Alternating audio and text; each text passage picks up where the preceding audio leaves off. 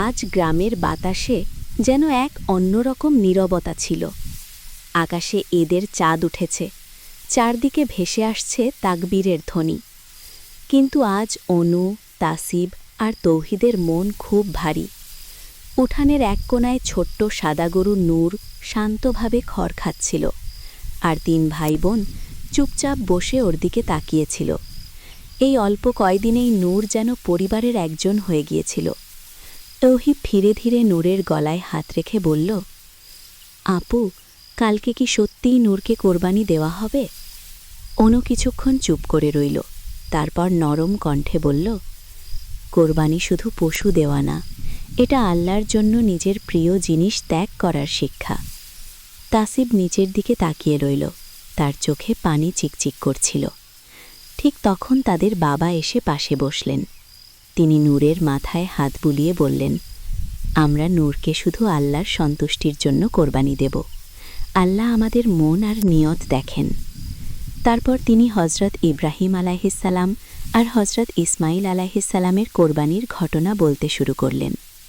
তৌহিদ আস্তে করে জিজ্ঞেস করল, তাহলে আল্লাহ নূরকে ভালোবাসবেন? তাদের বাবা হেসে বললেন, অবশ্যই বাবা, আল্লাহ তাদেরও ভালোবাসেন যারা তার জন্য ত্যাগ করতে পারে। তাদের স্নেহের পরশ যেন নূরও অনুভব করতে পারছিল। সেই শেষ রাতের স্নিগ্ধ জ্যোৎস্নায় পুরো উঠানটা এক বিষণ্ণ অথচ গভীর প্রশান্তি মাখা মায়া জালে ডুবেছিল। ভোরের শীতল হাওয়ায় পবিত্র ঈদুল আজহার সকালের সূচনা হল। গ্রামের বড় মসজিদ থেকে ঈদের তাকবীরের ধ্বনি ভেসে আসছিল, আল্লাহু আকবার, আল্লাহু আকবার। ঈদের সালাত শেষে সবাই যখন ঘরে ফিরল, সবার মনেই ছিল এক আধ্যাত্মিক প্রশান্তি। তবে অনু, তাসিব আর তৌহিদের চোখের কোণে জমা হয়েছিল এক বিদায়ের করুণ রেখা। তারা নূরের পাশে গিয়ে নিশ্চুপ হয়ে দাঁড়িয়ে রইল। তাসিব আর তৌহিদ পরম মমতায় শেষবারের মতো নূরকে খড় খেতে দিল। ছোট্ট নূরও যেন সব বুঝতে পেরে শান্ত চোখে তাকাচ্ছিল ওদের পানে। তিন ভাই বোন মিলে যখন নূরকে জড়িয়ে ধরল, মনে হচ্ছিল তারা যেন এই বিষাদঘন সময়টাকে অনন্তকালের জন্য থামিয়ে রাখতে চায়। এরপর অনুর বাবা ধীরস্থিরভাবে কোরবানির শেষ মুহূর্তের প্রস্তুতি নিতে শুরু করলেন। চারদিকে এক শান্ত, আবেগী পরিবেশ। অনু দূরে দাঁড়িয়ে দুহাত তুলে দোয়া করছিল। তাসিব আর তৌহিদও চুপচাপ দাঁড়িয়েছিল।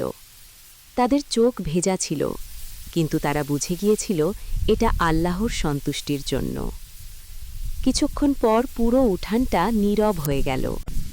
হালকা বাতাসে গাছের পাতাগুলো দুলছিল, আর সেই নীরবতার মাঝেই সবাই অনুভব করছিল ত্যাগের মধ্যেও শান্তি আছে।